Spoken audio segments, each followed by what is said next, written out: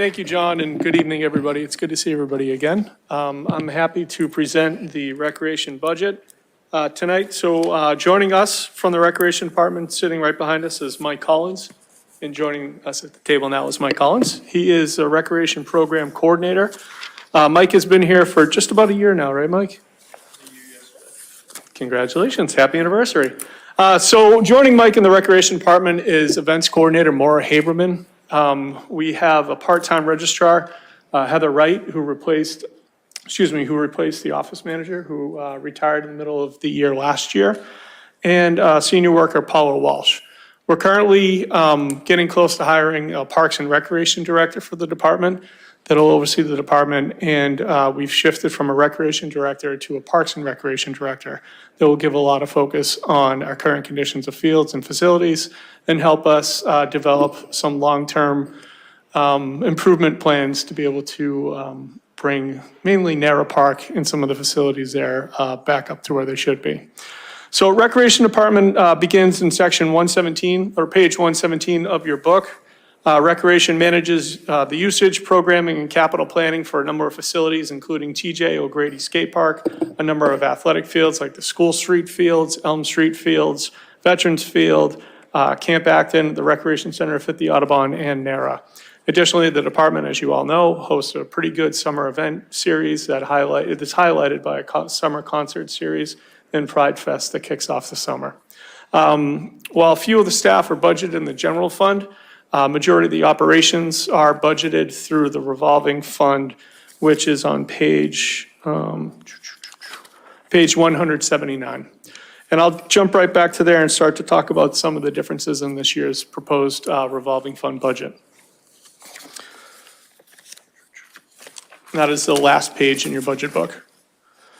As you can see, the major changes in this budget is a $20,000 increase to seasonal. That is for park stewards and park rangers. We're looking at increasing some of the hours that they work throughout the year to help provide some more maintenance and improvements at NARA. We've also increased the buildings, grounds, and maintenance by $25,000. That's more in line with what's been expended in past years, as well as if we're going to be improving the grounds and some of the facilities there, we'll need to fund some of those, so that's how we'll do that. Another driver on the budget this year is a $20,000 increase to machinery and equipment. What we're proposing to do, so since this is a revenue-generating budget and we're setting the revenue for the next year, typically we've been fortunate enough to be generating more than what we anticipate. So that carries over every year. And what we're looking to do this year is to tap into that reserve to be able to fund some improvements. And one of the improvements that we'll fund through this are signage and replacements around NARA. So as you drive up Ledge Rock Way, you'll notice a sign that sits on some plywood. That's from the construction. So it's a 25-year-old sign, and we'd like to replace that with a formal welcoming sign that better matches some of the other facilities throughout town. Some of the key performance indicators in the budget that are found on, I believe, page 121, 119, thank you. Those focus on camp registrations and program registrations and facility reservations. So the first one that we're pretty proud of is an increase in camp and program registrations. As you see, that's jumped pretty significantly. Last summer, the department decided to shift from offering programs all the way up to 8th grade and dropping the 8th and 7th grade program, but creating a new counselor in training and a leader in training that would still give those kids an opportunity to join camp, and then increasing enrollment for the lower grades, 3rd, 4th, the ones that we've had a wait list. And because of that, we realized an increase in being able to provide, an increase in registration and being able to provide summer activities for the community. The other one that you see is the facility rentals and the hours of rented. That's decreased in prior years.